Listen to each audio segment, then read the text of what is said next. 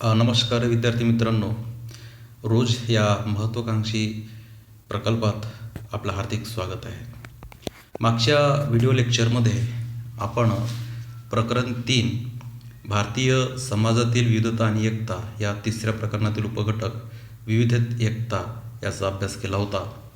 आज आपण या विविधतेत एकतेला आव्हान देणाऱ्या घटकाविषयीचा अभ्यास प्रकरण 3 मधील भारतीय समाज विविधता आणि एकता यामधील उपघटक 3.3 राष्ट्रीय एकतेपुढील आव्हाने अभ्यासणार आहोत.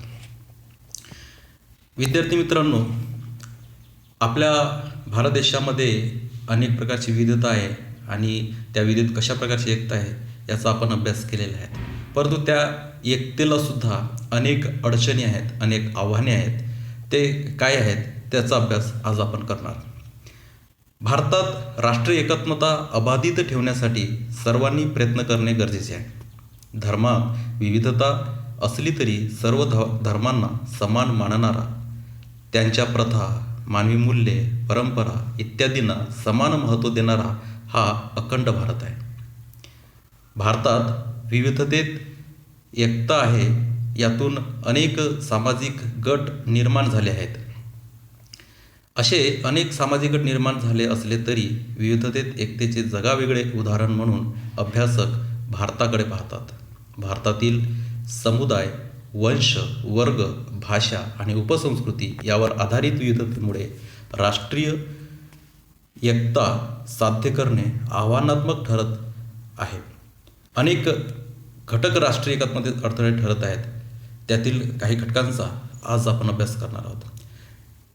या विविधतेत एकतेचे जगावेगळे उदाहरण म्हणून अभ्यासक भारताकडे पाहत जरी असले तरी या राष्ट्राभिमानाच्या आड येणारे कोणते घटक आहेत, तर पहिला आहे जातीयवाद.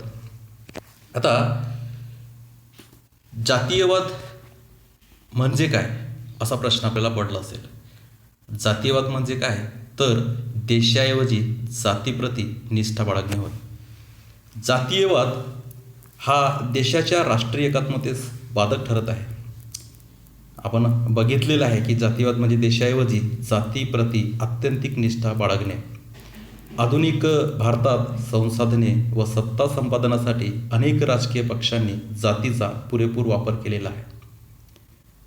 अनेक लोक समाजसेवा, शिक्षण, वैद्यक आणि कल्याण योजनांच्या माध्यमातून जातीचे संरक्षण करीत आहेत.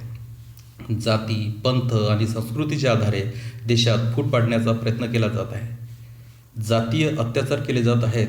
जातीने हे आरक्षण मिळवण्याचा अट्टहास केला जात आहे. एकंदरीत जातीयवादामुळे देशाची एकता धोक्यात आलेली आहे.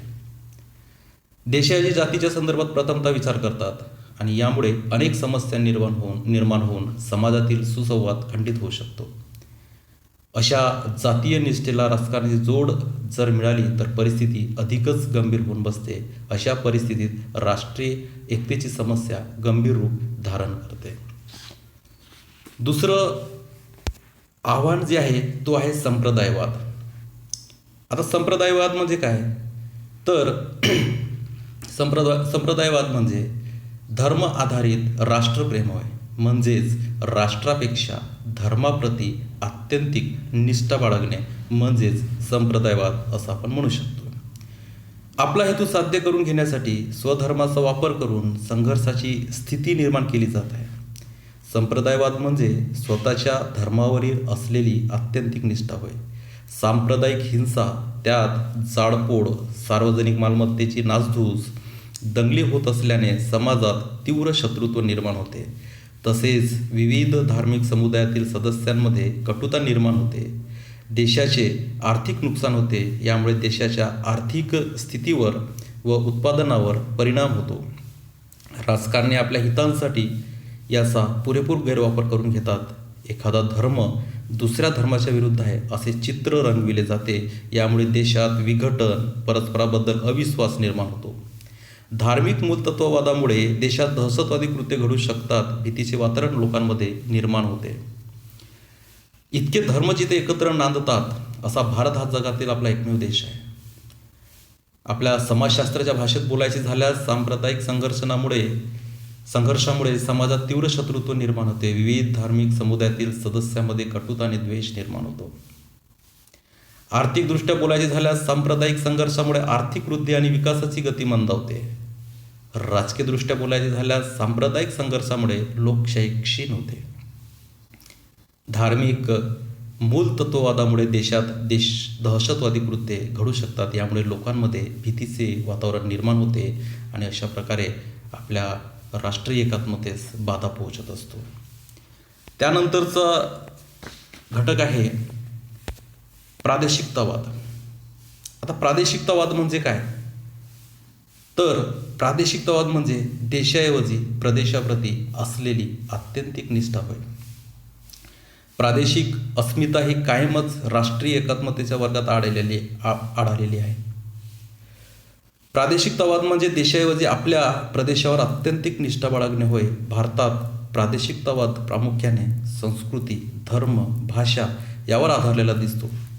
एखाद्या प्रदेशातील इतिहासाचे गौरवगान केले जाते.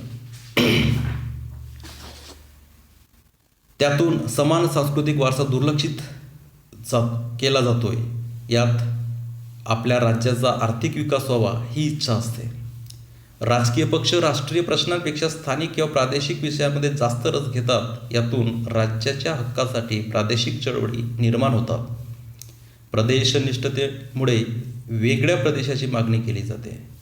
उदाहरणार्थ जम्मू काश्मीरचा प्रश्न घ्या, पंजाबची समस्या, आसामचा प्रश्न, कर्नाटक सीमावाद अशा अलगतावादामुळे राष्ट्रीय एकात्मतेस आव्हान निर्माण झाले आहे. समान भाषा बोलणारे लोक समान प्रदेशाची मागणी करतात. अशा मागणीमुळे सुद्धा प्रादेशिकतावाद निर्माण होतो. आपल्याच राहत्या प्रदेशाचा आर्थिक विकास व्हावा अशी तीव्र इच्छा लोकांच्या मनात असते. यामुळे राज्यांतर्गत शत्रुत्व निर्माण होते आणि या अशा धोरणामुळे राष्ट्रीय एकात्मतेस आव्हान निर्माण झालेले आपल्याला दिसून येते. राष्ट्रीय एकात्मतेस बाधा पोहोचवणारा किंवा राष्ट्रीय एकात्मतेस आव्हान निर्माण करणारा दुसरा घटक आहे भाषावाद.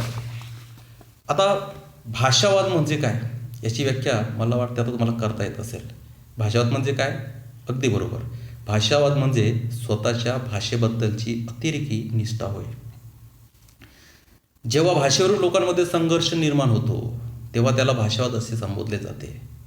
म्हणजेच आपल्या भाषेप्रती आत्यंतिक निष्ठा बाळगणे म्हणजेच भाषावाद.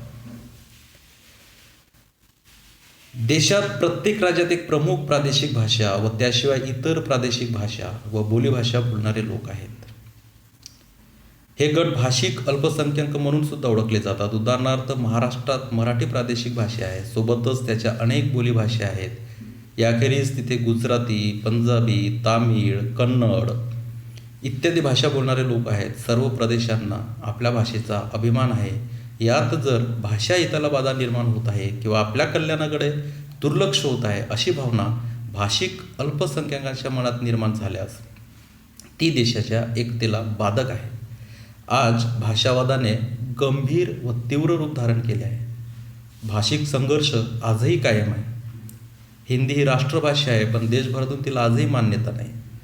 आदिवासी बोलीभाषांना दुर्लक्षित केली जात आहे, ही चिंतेची बाब आहे. भाषेबद्दल असलेल्या आत्यंतिक निष्ठेमुळे राष्ट्रीय एकात्मतेस आव्हान निर्माण झाले आहे. राज्यांची भाषा निर्मिती आणि राज्यातील भाषिक अल्पसंख्याक यामध्ये भाषावादाचे मूळ सापडते. आपल्या हिताला बाधा निर्माण होत आहे किंवा आपल्या कल्याणाकडे दुर्लक्ष होत आहे अशी भावना भाषिक अल्पसंख्याकाच्या मनात निर्माण झाल्यास ती देशाच्या एकतेसाठी धोक्याची ठरते. आताच बघितलं आपण की प्रत्येक राज्यात एक प्रमुख प्रादेशिक भाषा आहे. उदाहरणार्थ महाराष्ट्रामध्ये मराठी प्रमुख प्रादेशिक भाषा आहे. कोणत्याही संघटनेमध्ये संवादाचे माध्यम म्हणून भाषेचे महत्त्व अधोरेखित होते. एखादी भाषा बोलणारे लोक इतरांपेक्षा आपली भाषा वरचढ मानतात आणि या अशा आत्यंतिक निष्ठेमुळे राष्ट्रीय एकात्मतेस आव्हान निर्माण झालेले आहे. त्यानंतर राष्ट्रीय एकात्मतेस आव्हान देणारा नंतरचा जो घटक आहे तो आहे आर्थिक विषमता. आर्थिक विषमतामध्ये आपण बघतोय की राज्यातील संपत्तीच्या असमान वितरणामुळे ताण आणि संघर्षाची परिस्थिती निर्माण होते. अनेकदा ही संपत्ती मोजक्या लोकांच्या हाती एकवटलेली असते. आर्थिक विषमतेमुळे राज्यातील दरी वाढत जाते व संघर्ष निर्माण होतो आणि राष्ट्रीय एकात्मता धोक्यात येते. राज्यातील लोकांचा दर्जा विविध घटकावर अवलंबून असतो. संसाधन, नियोजन, व्यवस्थापन, जमिनीची सुपीकता, संपत्तीचे असंतुलन याबाबत प्रत्येक राज्याची स्थिती समान नाही आणि त्यामुळे आर्थिक असंतुलन निर्माण होते व संघर्षाची स्थिती उद्भवते. आणि या अशा आर्थिक विषमतेमुळे राज्यातील दरी ही वाढतच जाते व संघर्ष निर्माण होतो आणि अशा प्रकारे राष्ट्रीय एकात्मता धोक्यात येते. आर्थिक विषमता या घटकाविषयीची विस्तृत माहिती आपण पुढच्या व्हिडिओ लेक्चरमध्ये आपण पाहणारच आहोत.